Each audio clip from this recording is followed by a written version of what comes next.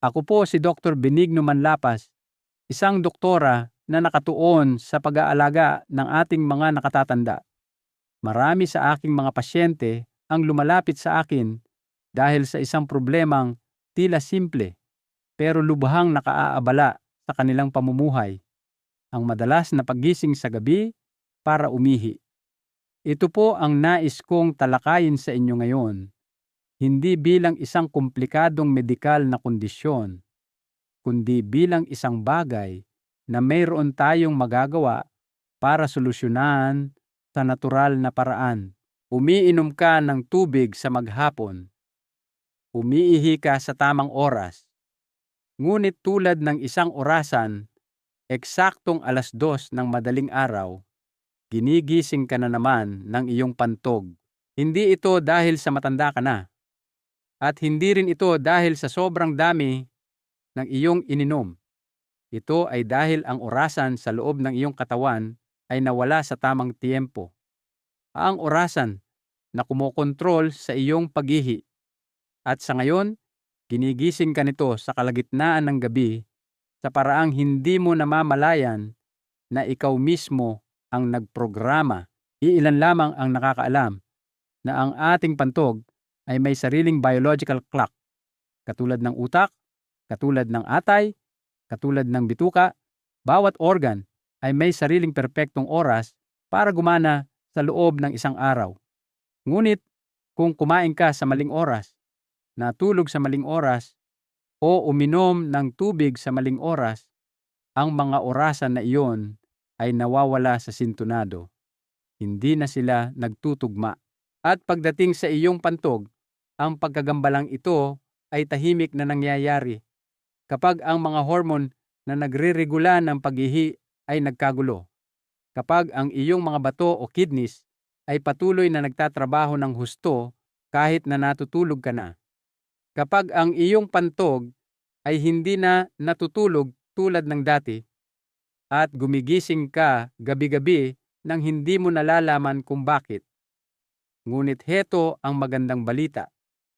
Ang panloob na orasan na iyan ay maaaring i-reset. Hindi kailangan ng gamot. Hindi kailangang bawasan ang pag-inom ng tubig. Ang kailangan lang ay tamang tiempo.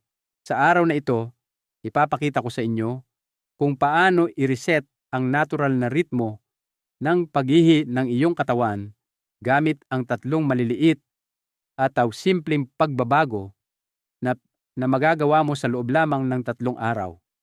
At kung mananatili ka hanggang sa dulo, malalaman mo ang eksaktong mga oras na makakatulong sa iyo na tamasahin ang iyong unang buong gabi ng tulog sa loob ng maraming buwan nang hindi gumigising para umihi. Ang iyong katawan ay hindi gumagana ng basta-basta. Bawat organ ay tumatakbo sa sarili nitong panloob na orasan. Ang utak ay sumusunod sa isang circadian rhythm para i-regulate ang mga hormone at pagtulog. Ang atay ay may sariling schedule para sa detoxification. Ang bituka ay sumusunod sa isang digestive rhythm at ang pantog, ang lugar na nag-iimbak at naglalabas ng ihi, ay tumatakbo rin sa isang hiwalay na biological clock. Ang bladder clock na ito ay gumagana sa pamamagitan ng mga nerve signal at isang hormone na tinatawag na ADH, antidiuretic hormone. Sa araw, ang iyong katawan ay gumagawa ng mas kaunting ADH. Iyon ang dahilan kung bakit mas aktibo ang iyong mga bato. Mas maraming tubig ang sinasala, mas maraming ihi ang nagagawa, at mas madalas kang umiihi.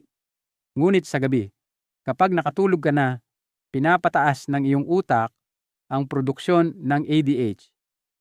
Pinababagal ng hormone na ito ang mga bato at tinutulungan ang iyong katawan na panatilihin ang tubig. Ganyan ka nakakatulog ng mahimbing sa gabi nang hindi ginigising ng isang punong pantog.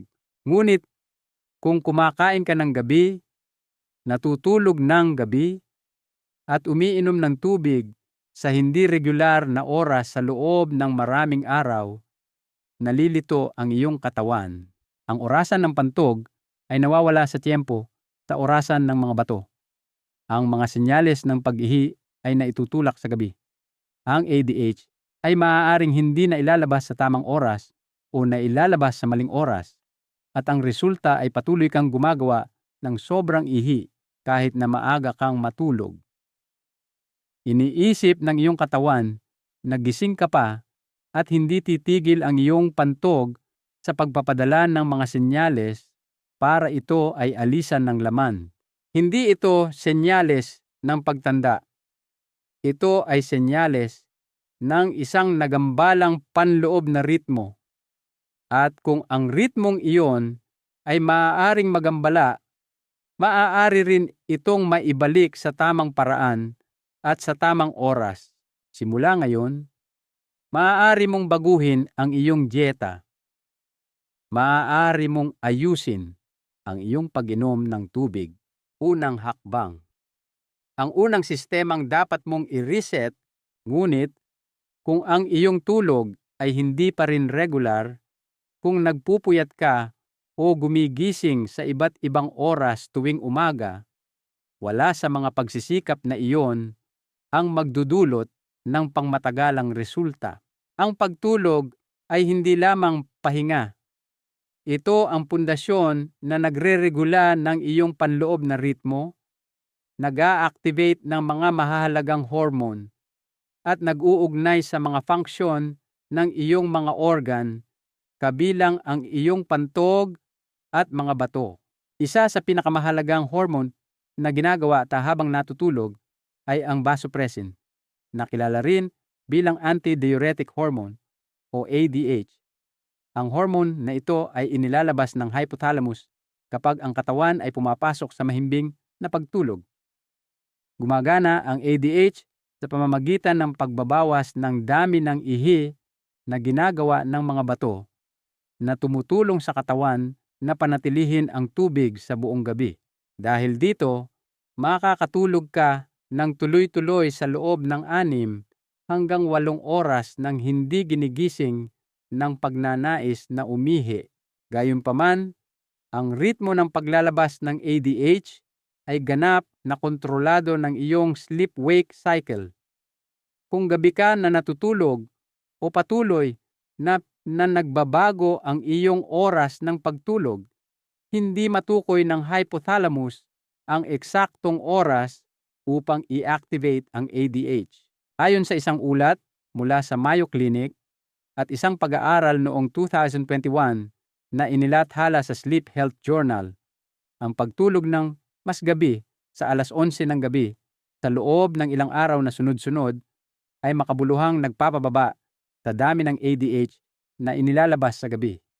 Bilang resulta, ang mga bato ay patuloy na gumagawa ng ihi sa buong gabi, na humahantong sa madalas na paggising dahil sa presyon sa pantog.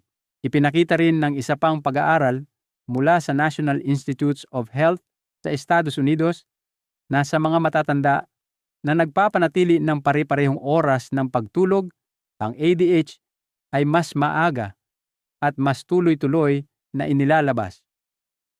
Nakakatulong ito na bawasan ang output ng ihi sa gabi ng hanggang 29% kumpara sa mga may hindi regular na schedule ng pagtulog.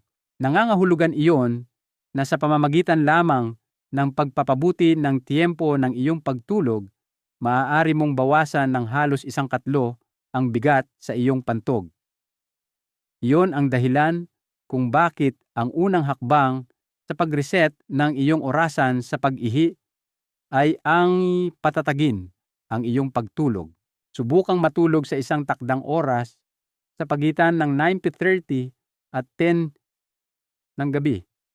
Gumising sa parehong oras tuwing umaga kahit na sa katapusan ng linggo. Pagkatapos ng 8:00 ng gabi, limitahan ang iyong pagkakalantad sa asul na ilaw mula sa mga telepono o TV dahil ang ganitong uri ng ilaw ay pumipigil sa melatonin at nagpapahirap na makatulog ng mahimbing. Iwasan ang pagkain, pag-inom ng tubig o pagkain ng matatamis pagkatapos ng isyong kulos ng gabi dahil ang mga gawaing ito ay nagpapasigla sa insulin na maaaring maaantala ang iyong natural na pag-aantok.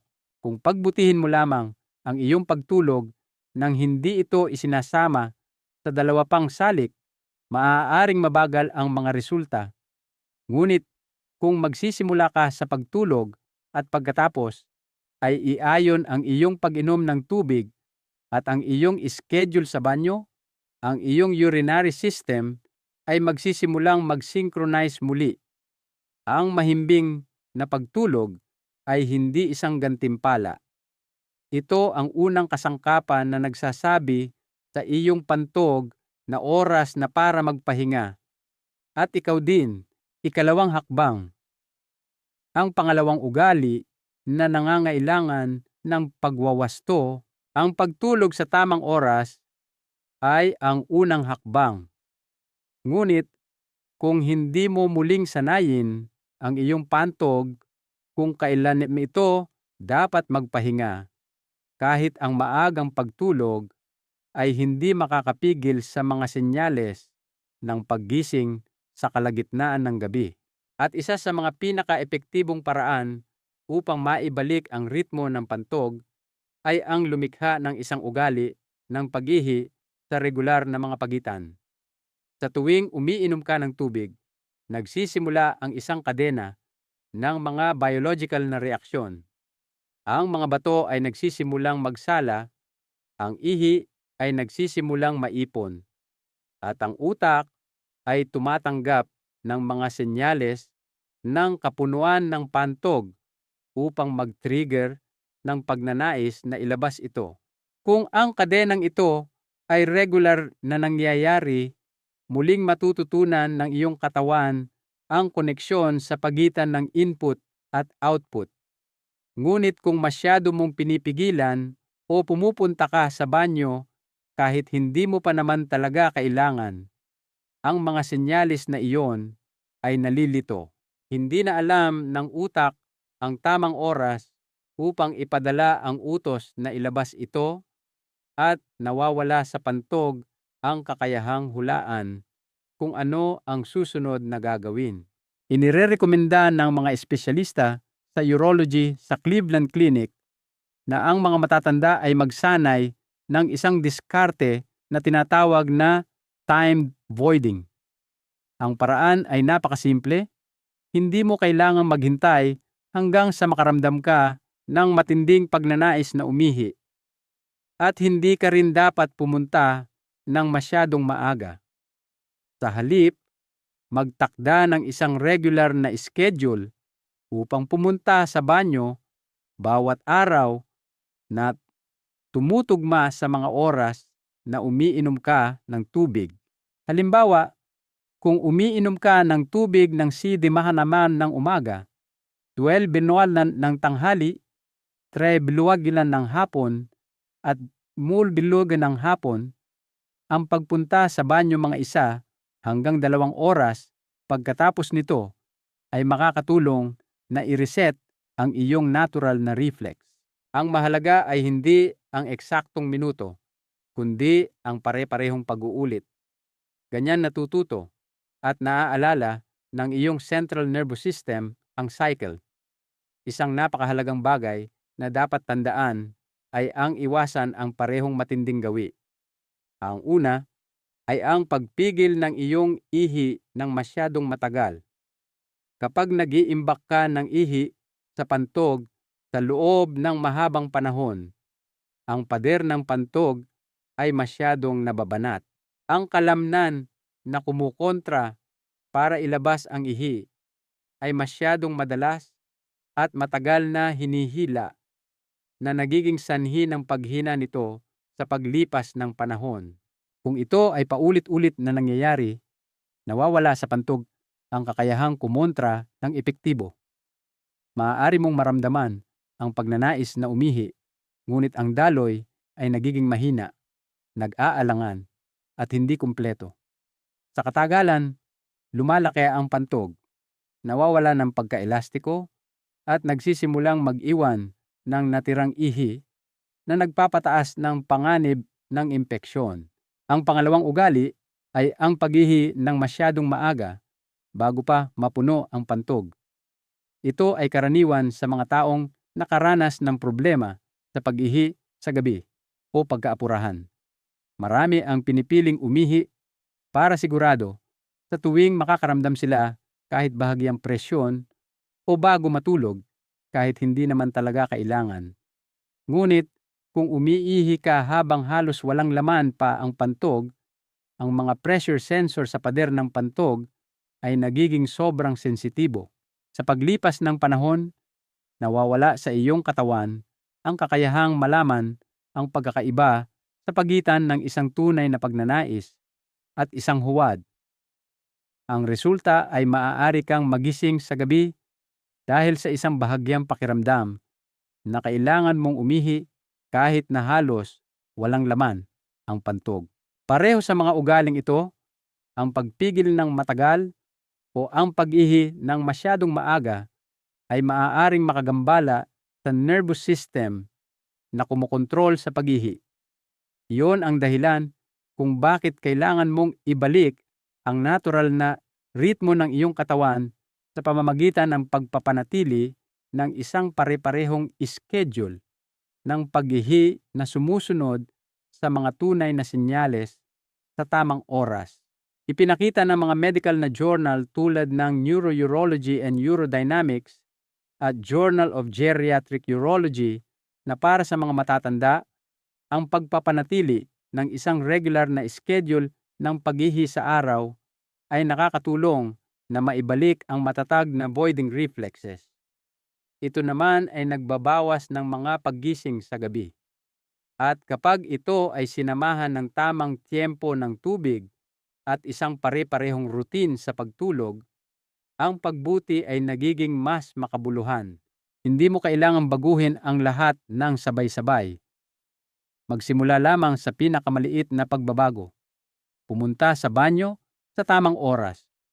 Hindi dahil sa ugali, hindi dahil sa takot, kundi dahil kailangang matutunan muli ng iyong katawan ang ritmo na dati nitong alam, ngunit ngayon ay nakalimutan na. Ikatlong hakbang, ang pinaka napapabayaang sanhi ng pag-ihi sa gabi, at kung mayroon kang babaguhin na isang bagay lamang ngayon, hayaan itong maging ang tiyempo ng iyong pag-inom ng tubig. Ito ang master switch para sa iyong buong ritmo ng pag-ihi. Hindi mo kailangang uminom ng mas kaunti. Hindi mo kailangang manatiling uhaw. Kailangan mo lamang uminom sa tamang oras. At kapag ginawa mo iyon ng tuloy-tuloy, natural na mag-a-adjust ang iyong katawan mula sa loob. Ang iyong mga bato ay maa-activate sa tamang sandali.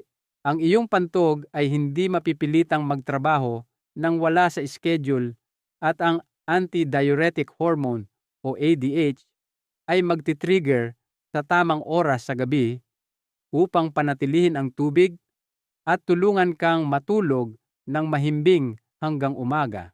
Ang unang pinakamainam na oras ay sa pagitan ng 6:30 at 7:00 ng umaga. Ito ay kapag ang iyong katawan ay kagigising lamang. Ang iyong dugo ay malapot pa. Ang temperatura ng iyong katawan ay mababa at ang iyong mga bato ay mabagal pa pagkatapos ng isang gabing pamamahinga. Ang isang baso ng maligamgam na tubig, mga 150 hanggang 200 ml sa oras na ito, ay maaaring gumising sa buong circulatory system. Tumutulong ang tubig na dahan-dahang palabnawin ang dugo. Bahagyang itaas ang presyo ng dugo sa natural na paraan at simulan ang pagsala ng mga bato. Pinapayagan nito ang iyong katawan na alisin ang naipon na likido ng mas maaga sa araw sa halip na iantala ito hanggang gabi. Ang susunod na bintana ay bandang 11:30 hanggang 12 mo ng tanghali. Sa puntong ito, ang iyong digestive system ay naghahanda ng magtrabaho ng husto upang iproseso ang pangunahing pagkain. Ang pag-inom ng isang maliit na baso ng tubig mga 30 minuto bago kumain ay makakatulong na pakalmahin ang tiyan Itaguyod ang tamang paglalabas ng mga gastric juice at kasabay nito payagan ang mga bato na kumpletuhin ang kanilang cycle ng pagsala sa umaga. Pinipigilan nito ang mga bato na ma-overload sa hapon at nakakatulong na maiwasan ang pagpapanatili ng tubig na maaaring umabot sa gabi.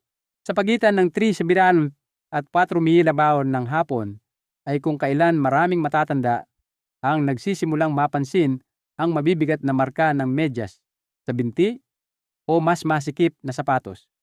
Ito ay mga senyales ng peripheral water retention. Ang pag-inom ng tubig sa oras na ito kasama ang ilang magaan na hakbang o pag-uunat ay nakakatulong na pasiglahin ang sirkulasyon, i-activate ang lymphatic system at itulak ang labis na likido palabas ng mga malambot na tissue. Patuloy na gumagana ang mga bato habang gising ka pa, na nagbabawas sa trabaho ng iyong katawan habang natutulog. Bago gumawa ng magaan na aktibidad sa pagtatapos ng araw, tulad ng paglalakad, paghahalaman, o pag-aayos, uminom ng isa pang maliit na baso ng maligamgam na tubig bandang imbur ng hapon. Habang nagsisimulang magpawis ang iyong katawan, ang tubig na naabsorb na ay makakatulong na mapanatili ang matatag na presyon ng dugo at suportahan ang sirkulasyon. Ang mga lason ay inilalabas sa pamamagitan ng balat sa halip na ganap na itulak sa mga bato. Ito ay isang natural na paraan upang bawasan ang pasanin sa ihi sa gabi. Naiilan lamang ang nakakaalam. Pagkatapos ng 1 oras ng gabi ang huling hantungan.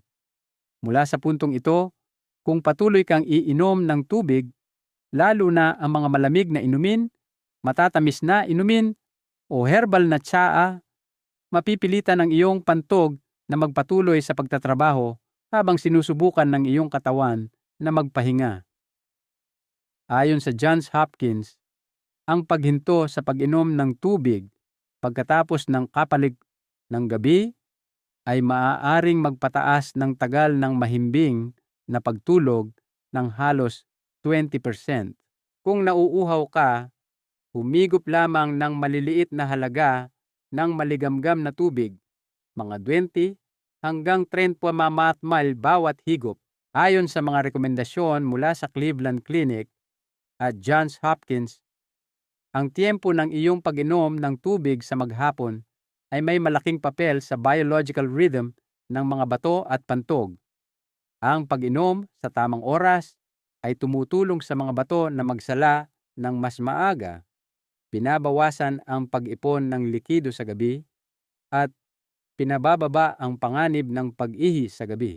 Ipinakita rin ng maraming niyang klinikal na ulat at buod ng mga eksperto na ang matalinong pamamahagi ng pag-inom ng tubig mula umaga hanggang hapon, lalo na ang paghinto pagkatapos ng pamangamadik ng gabi, ay madalas na humahantong sa mas mahusay na kalidad ng pagtulog at mas kaunting pagpunta sa banyo sa gabi sa mga matatanda. Bagamat walang iisang numero na akma para sa lahat, karamihan sa mga eksperto ay sumasang-ayon na ang tiempo ay may mas malakas na epekto kaysa sa kabuuang dami ng tubig na iniinom mo sa isang araw. Hindi ito isang malaking pagbabago, ngunit ito ay isang napapanahong pagbabago. Isang maliit na pagbabago na kung mapapanatili sa loob lamang ng 3 araw ay maaaring magsimulang magdulot ng tunay na mga resulta. Isang mas tahimik na pantog, isang mas mahimbing na tulog, at isang mas magaan, mas kalmadong umaga. Lahat ay nagsisimula sa isang higop ng tubig sa tamang-tamang oras. Kuwento ni Aling Elena, mula sa 3 beses na paggising sa gabi, naging 0. Si Aling Elena ay 72 taong gulang at mag-isang naninirahan sa isang probinsya sa Batangas. Sa loob ng maraming buwan, halos hindi niya malampasan ang isang gabi nang hindi gumigising. Gabi-gabi, bumabangon siya 2 hanggang 3 beses Minsan, 1 oras lamang pagkatapos humiga. Sinubukan niyang bawasan ang pag-inom ng tubig, itinigil ang kape, gumamit ng mga halamang gamot, ngunit gumigising pa rin siya na puno ang pantog eksaktong 1:30 ng madaling araw. At mula doon, isang mahabang pagbaling-baling sa higaan ang magtatagal hanggang madaling araw. Nagsimula lamang magbago ang mga bagay nang iminungkahi ng kanyang apo, isang nursing student, ang isang simpleng bagay, hindi ang uminom ng mas kaunting tubig, kundi ang uminom nito sa tamang oras. Tinulungan pa siya ng kanyang apo na isulat ang isang schedule sa papel. 1 baso ng maligamgam na tubig pagkagising, 1 maliit na baso bago mananghalian, 1 pa sa maagang hapon, at 1 maliit na baso bago lumabas para magdilig ng halaman ng alas 5. Pagkatapos ng kumaaha ng gabi, tuluyan na siyang huminto sa pag-inom. Kasabay nito, nagsimula siyang pumunta sa banyo sa regular na oras bawat araw. Wala nang paghihintay hanggang sa malakas na ang pagnanais. Wala nang maagang pagpunta para lang makasiguro bago matulog. Pagkatapos lamang ng 5 araw, napansin niya na hindi na siya ginigising sa kalagitnaan ng gabi. At sa ika-7 araw, naranasan niya ang kanyang unang walang patid na tulog sa loob ng maraming buwan.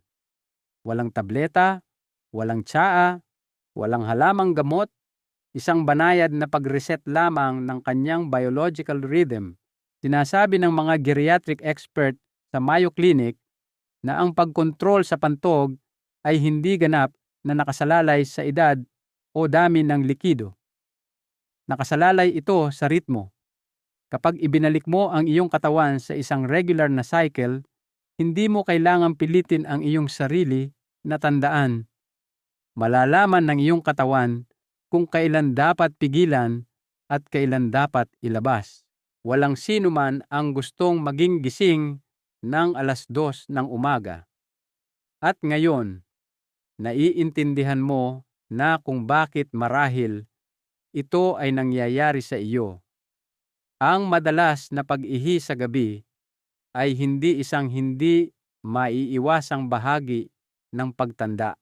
Ito ay resulta ng isang biological clock na naligaw ng landas, isang ritmo na nagambala ng hindi pare-parehong pag-inom ng tubig, mga pagpunta sa banyo na nilaktawan o minadali, mga oras ng pagtulog na nagbabago, depende sa kung gaano kakapagod, kung gaano kagabi natapos ang balita, o kung gaano katagal kang nakipag-usap sa iyong mga anak o apo.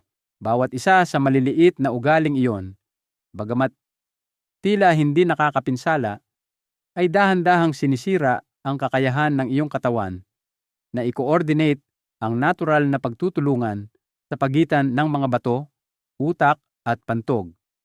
At iyon ang dahilan kung bakit kahit hindi ka gaanong umiinom ng tubig, gumigising ka pa rin sa gabi.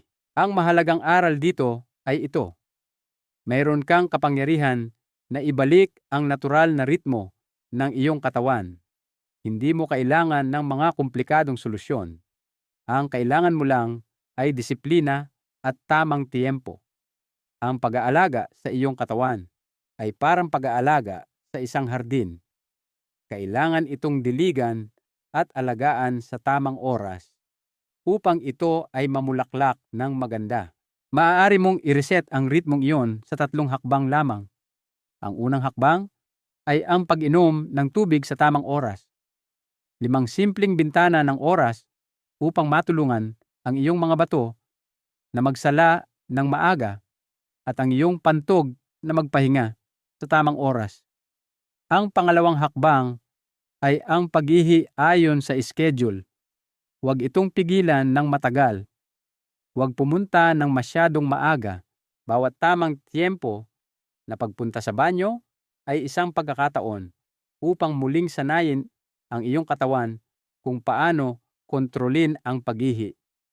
At ang ikatlong hakbang ay ang pagtulog sa isang pari-parehong oras. Dahil kapag regular kang natutulog, doon lamang mailalabas ng iyong katawan ang ADH ng maayos, at kapag ang hormone na ito ay gumagana ng sabay, mananatiling walang patid ang iyong pagtulog. Hinihikayat ko kayo na subaybayan ang inyong kasalukuyang mga gawi sa susunod na 3 araw. Ilang beses kang gumigising para umihi? Kailan ka karaniwang umiinom ng tubig? Umiihi ka ba bago matulog? Pagkatapos, subukang ilapat ang 3 maliliit na pagbabagong ito sa susunod na 3 araw at isulat ang mga resulta. Kung mas mahimbing ang iyong tulog, kahit isang gabi lang na hindi gumigising ng 2:00 ng umaga, nangangahulugan iyon na nasa tamang landas ka. Aling hakbang ang sisimulan mo ngayong gabi? Ititigil mo ba ang pag-inom ng tubig pagkatapos ng 6:00? Magtatakda ka ba ng alarma para matulog ng eksaktong 10:00? Mag-iwan ng komento sa ibaba at ibahagi ang iyong karanasan. Nababasa ko po ang bawat mensahe. At kung nakita mong nakakatulong ang impormasyong ito, mangyaring pindutin ang subscribe at ibahagi ito sa iyong mga kaibigan at kapamilya. Patuloy po akong narito bawat linggo upang tulungan kayong bawiin ang inyong tulog sa natural, banayad at walang patid na paraan.